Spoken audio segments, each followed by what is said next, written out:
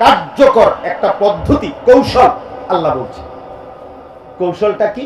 কৌশলটা হলো নবী সাল্লাল্লাহু আলাইহি সাল্লামের দরবারে ওনার সম্মুখে গিয়ে হাজির হওয়া, নবীজির সামনে গিয়ে দাঁড়ানো। নবীজির সামনে গিয়ে দাঁড়াইয়া কেউ যদি আল্লাহ তাআলার কাছে নিজের গুনাহ মাফ চায় আর সাথে দিল থেকে এটা বলে, হে আল্লাহর রাসূল, আপনাকে সামনে নিয়ে আমি আল্লাহর কাছে আমার গুনাহ মাফ চাচ্ছি, আপনিও লগে আমার জন্য আল্লাহর কাছে একটু সুপারিশ করেন, আমারে আল্লাহ যেন মাফ করে দেয়। আল্লাহ এই আয়াতে বলছে, বন্ধু আপনার উম্মতের আবদারে আপনি যদি কোন আমার কাছে, আমি লগ লগ 100 মাফ করব। আপনি শুধু শুধু কইলেন এইটাই এই কথা। ওয়ালাউ আন্নাহুম ইযযালামু আনফুসাহুম, রব্বুল আলামিন বলেন, আমার বান্দারা যদি পুরা জিন্দেগি গুনাহ করে ফেলে, নিজের উপরে জুলুম করে ফেলে, গুনার সাগর যদি পাহাড় পরিমাণ গুনাহ করে ফেলে, কোটি কোটি গুনাহ যদি করে, জাউকা, এরপরে আপনার সামনে আসে, আপনার সামনে হাজির হয়, ফাস্তাগফিরুল্লাহ, এরপরে আপনাকে সামনে নিয়ে যদি আমি আল্লাহর কাছে গুনাহ মাফ চাই, ইস্তিগফার করে, ওয়াস্তাগফারা লাহুমুর রাসূল, আর তাদের জন্য আপনি রাসূলও যদি আমি আল্লাহর কাছে একটু মাফ চান, মানে সুপারিশ করেন, আপনি বন্ধুও যদি বলেন যে আল্লাহ আমার এই উম্মতকে আপনি মাফ করে দেন, লাওয়াজাদুল্লাহ তাওয়াবার রাহিমা, আল্লাহ বলে, বন্ধু আমি ওয়াদা দিলাম, সাথে সাথেই আমি আল্লাহকে আপনি তওবা কবুলকারী হিসেবেই পাবেন, আমি মাফ করে দেব। রাহিমা, আমি দয়াশীল, দয়াও করব, মাফও করব, আমি আল্লাহ অবশ্যই মাফ করে দেব। সুবহানাল্লাহ। কেন মদিনা গেলাম? কেন মদিনা যাব? কেন নবী সাল্লাল্লাহু আলাইহি সাল্লামের রওজার সামনে দাঁড়াবো? এই জন্য আমার যে গুনাহ মাফ দরকার, দরকার না? আমার যে মাগফিরাত দরকার, আমার যে জাহান্নামের আযাব থেকে বাঁচা দরকার, এই জন্য যাব, এই জন্য যাব, এই জন্য যাব। এই জন্য রাসূলুল্লাহ সাল্লাল্লাহু আলাইহি ওয়াসাল্লামের, একটু আগে বললাম, সমস্ত উলামায়ে কেরাম এই ব্যাপারে একমত, যে কোনো ব্যাপারে নবীজির জীবিত থাকাকালীন যেই হুকুম, ইন্তেকালের পরেও সেই হুকুম। কথা বোঝেন না? তাহলে আল্লাহ বলছে, আপনার সামনে এসে যদি কেউ মাফ চায় আমি আল্লাহর কাছে, আপনিও যদি বলেন, তাইলে আমি মাফ করে দেব। এটা জীবিত থাকাকালীন যেমন, ইন্তেকালের পরে এখন রাসূলুল্লাহর মদিনা রওজা আতহারের সামনে দাঁড়াইয়া বললে, আর নবী যদি আমার দিলের দরদ আর ব্যথা দেখে, নবীর মহব্বত অনুসরণ দেখে, আর রাসূল সাল্লাল্লাহু আলাইহি সাল্লাম যদি কুদ্দুর বলে, খোদার কসম আল্লাহ মাফ করে দেবে, মাফ করে দেবে। এটার প্রমাণ এই একটা প্রমাণ বলে শেষ করছি। কিতাবের মধ্যে, সব কিতাবে একটা বিখ্যাত ঘটনা আছে। একজন বড় বুজুর্গ ছিলেন, উবাইদুল্লাহ আল আতবী রাহমাতুল্লাহ আলাইহি, ওনার নাম আতাবিও বলে। তো এই বুজুর্গ আল্লাহর ওলি, আল্লাহর এক নেক বান্দা, নবীজি সাল্লাল্লাহু আলাইহি সাল্লামের ইন্তেকালের পরে একবার এই বুজুর্গ নবীজির রওজা শরীফ মদিনা, নবীজি সাল্লাল্লাহু আলাইহি ওয়াসাল্লামের রওজার পাশে দাঁড়িয়ে আছেন। তো এই অবস্থায় একজন সহজ সরল মুসলমান, সাধারণ মুসলমান, এই লোকটা আয়েশা নবীজি সাল্লাল্লাহু আলাইহি সাল্লামের রওজার সামনে, সেই লোকটা এসে দাঁড়ায়, এই বুজুর্গও পাশে দাঁড়ায়। শুনতেছেন কথাটা? এইটাই শেষ কথা, এই শেষ ঘটনাটা বলতেছি। সব কিতাবে, আরবি, উর্দু, বাংলা, নবীজির মদিনার ফজিলত, জিয়ারতের ফজিলতের উপরে যত কিতাব আছে, ওখানে আছে এই কথাই, ঘটনাটা। তো এই লোকটা, ওই যে সাধারণ গ্রাম্য সহজ সরল মুসলমানটা আইসাই, এই লোকটা দাঁড়াইয়া ওই বুজুর্গ পাশে শুনতেছে। লোকটা আইসাই নবীজির রওজা পাকে সামনে দাঁড়িয়ে বলল, ইয়া রাসূলুল্লাহ, আমি আল্লাহর কোরআনের এই আয়াত আমি শুনেছি, পড়েছি, যে আল্লাহ বলছে আপনাকে সামনে নিয়ে আপনার কাছে যদি কেউ মাফ চায়, আরে আল্লাহর কাছে কেউ মাফ চায়, আর আপনিও যদি একটু সুপারিশ করেন, তো আল্লাহ মাফ করে দিবে গুনাহ। ইয়া রাসূলুল্লাহ, আমি আসছি আপনার সামনে, আমি আল্লাহর কাছে মাফ চাইতেছি, আপনি কর্তৃক কোন আমল নাকি?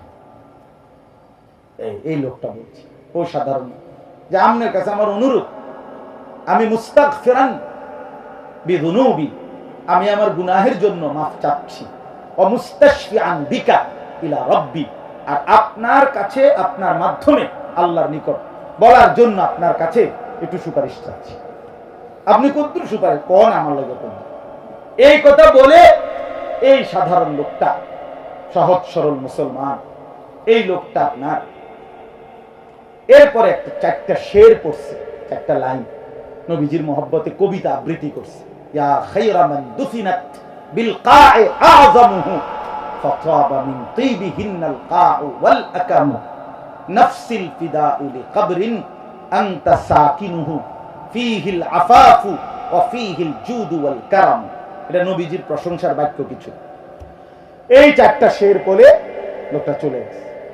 এই বুজুর্গ বলেন, ওবাইদুল্লাহ আল আতাবি রাহমাতুল্লাহ আলাইহি বলেন, একটু পরেই নবীজির রওজা থেকে বের হয়ে আমি এক জায়গায় বসছি, আমার একটু হেলান দেওয়াতেই আমার চোখে ঘুম চলে আসছে। ওই বুজুর্গ যিনি দাঁড়াইয়া শুনছিল লগে কথা বুঝছিল কেন, কসম আল্লাহ, ওই বুজুর্গ বলেন সাথে সাথেই চোখ ঘুমের থেকে ঘুমে যাওয়াতেই, ঘুম আসাতেই আমি নবী সাল্লাল্লাহু আলাইহি সাল্লামের স্বপ্নে নবীজির জিয়ারত নসিব হয়েছে। আর নবীজি সাল্লাল্লাহু আলাইহি সাল্লাম বললেন, আমাকে বলছেন, এখন আলহিক, তুমি ওই বেদুইন, ওই আরবি যে লোকটা একটু আগে আমার সামনে দাঁড়াইয়া আমার প্রশংসার বাক্য বলছে, আমার কাছে সুপারিশ চাইছে, তুমি তার এখন গিয়া বলো আমি তার জন্য সুপারিশ করছি আর আল্লাহ তারে পুরা মাফ করে দিয়েছে। আচ্ছা, এইটা যে বাস্তব সত্য গল্প কাহিনীটা, এই ঘটনাটা, এটার প্রমাণ কি জানেন?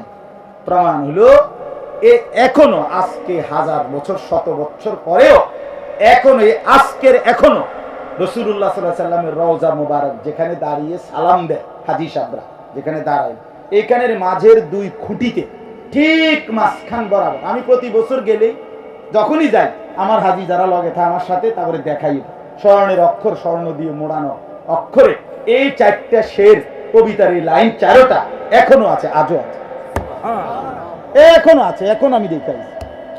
ওই বেটা এটার কথা, এই সাধারণ এই লোক কিন্তু বলছেটা কি? হ্যাঁ মিয়া, আজও আছে।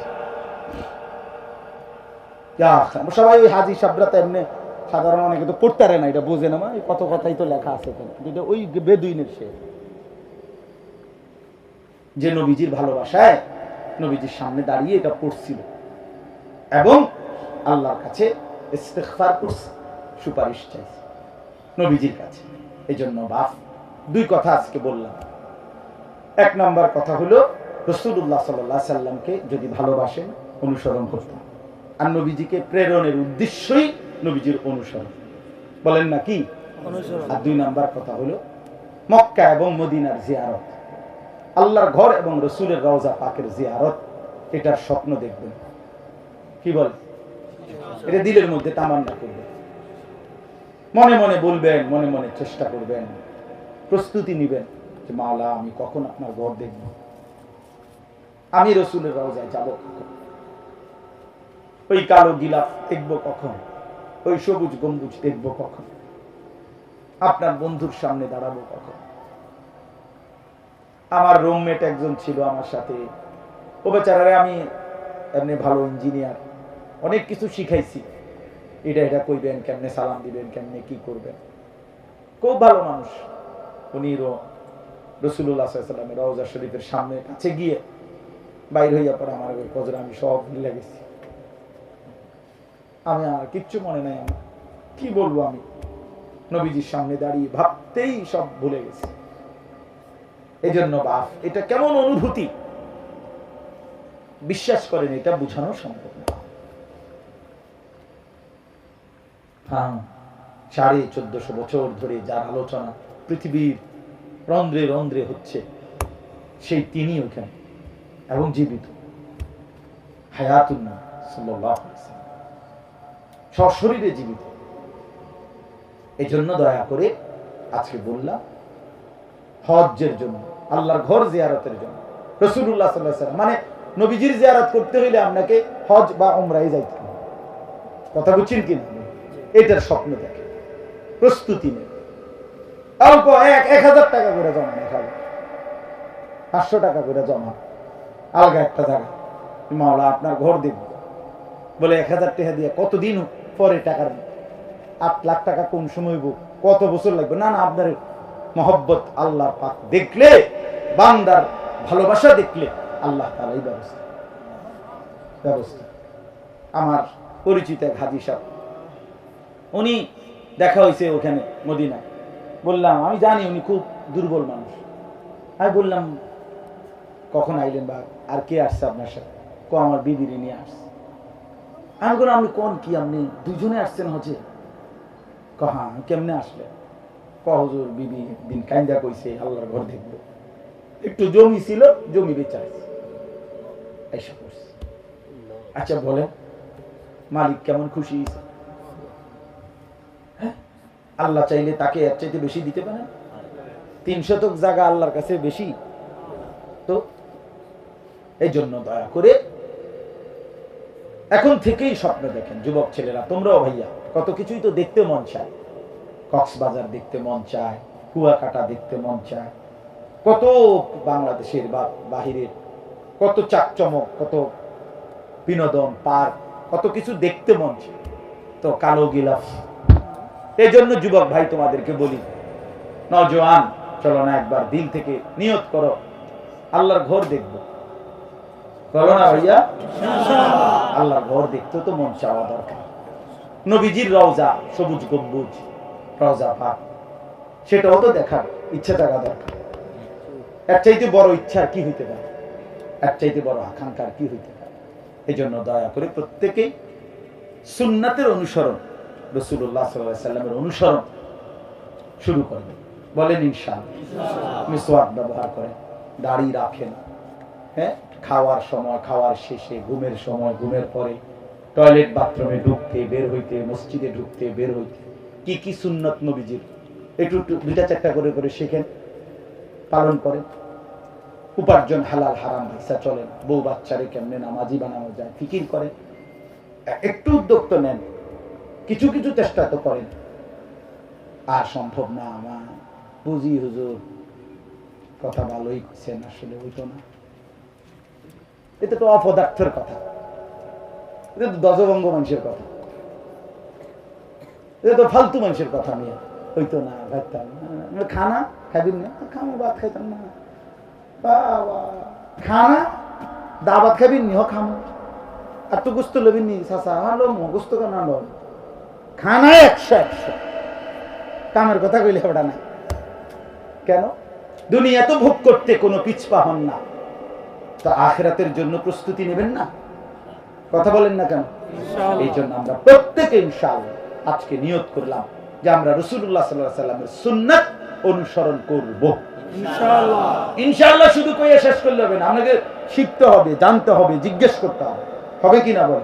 একটা তো একদম সরাসরি বললাম, মেসওয়াক জীবনে দেখেন নাই কোনোদিন এমন একজন ভাগ্যবান হাত উঠানছে বলেন হুজুর আমি এই মেসওয়াক যে কয়ডারে এইটা আমি জীবনে কোনদিন দেখি না। আমরা কিন্তু ছবি উঠে রাখবো কদুর না, আপনার আলাদা দেমো, আমি কমু তা করে যে আপনার ছবি যেন টাঙ্গাইয়া দেয়। এটা দেখছেন না মেসওয়াক কখনো? কথা বলেন না কেন? অতএব এই মেসওয়াক অ্যাভেলেবেল কিনতে পাওয়া যায় না? 20 টাকা, 10 টাকাও আছে, 15 টাকাও আছে, কিনে এটাই শুরু করেন যে আজকে সিদ্ধান্ত নিলাম ইনশাআল্লাহ কালকে একটা মেসওয়াক কিনবার চেষ্টা করে মেসওয়াকটা আমরা ব্যবহার, যতবার আপনি ওযু করবেন ততবারই মেসওয়াক করবেন। বলেন না ইনশাআল্লাহ? হইছে না মানে এজরে করুন, এত নগদ না। এই বছর যেহেতু বান্তি ফিরে গেছে, জুলাই মাস একবারে সুজা, জানুয়ারি আইয়ক, একটা বছরেরও মিল আছে, ঠিক নেই কথাটা? অথবা এই সপ্তাহ বান্তি ফিরে গেছে, আজকে মঙ্গলবার, শনিবার দেখি না এরকম, কালকে কিনবেন দেখেন ভালো হবে। মিসওয়াক করলে দাঁত পরিষ্কার হয়, নবীজি বলছে আল্লাহ সন্তুষ্টি পাওয়া যায়। মিসওয়াক করলে ইমানের মৃত্যু। নবীজি বলছেন জিবরাইল আমার কাছে যতবার আসছে কোরআন নিয়ে, আয়াত নিয়ে, ওয়াহী নিয়ে, ততবার যাওয়ার সময় কসম নবীজি বলছে ততবার যাইতে সময় আমারে মিসওয়াকের কথা বলে গেছে। যতবার আসছে জিব্রাইল, শুধু কোরআনের আয়াত নিয়ে আসছে জিব্রাইল আলাইহিস সালাম নবীজির কাছে 24,000 বার। কয় হাজার বার? তো মিসওয়াকের কথা বলছে কয়বার? জি জি। একটা শুধু বলি, আপনি এই সুন্নতটা অনুসরণ করুন। এটা কওমি মাদ্রাসার হুজুরগো সুন্নত না, অনেক তো আবার অ্যালার্জি আছে, ব্যারাম, বুঝলেন না কথা? এটি ওয়াহাবির আমল না, এটা ওয়াহাবির না, এটা নবীজির আমল। কথা বলেন না কেন? আমি এটা রাসূলুল্লাহ সাল্লাল্লাহু আলাইহি ওয়াসাল্লামের আমল। ঢালা দিয়া ধাক্কা দিয়া খোঁচা মাইরা ফেলে দিয়েন না, হাসরের ময়দানে আটকায় যাবে। দুনিয়া চলবে মিয়া, ভাত মাছ গরুর গোশত ভারবের মুরগা ইডি বন্ধ হইতো না, ইডি চলছে বালাই। খানা দানা আটকাইতো না, আখিরাত আটকায় যাবে, পরকাল আটকায় যাবে। আজকে সবক সুন্নাত মোতাবেক জীবন গড়ব ইনশাআল্লাহ। মক্কা মদিনার সফর, আল্লাহর ঘরের জিয়ারত, রাসূলুল্লাহ সাল্লাল্লাহু আলাইহি ওয়াসাল্লামের জিয়ারতের স্বপ্ন, প্রস্তুতি, চেষ্টা, আকাঙ্ক্ষা করব ইনশাআল্লাহ।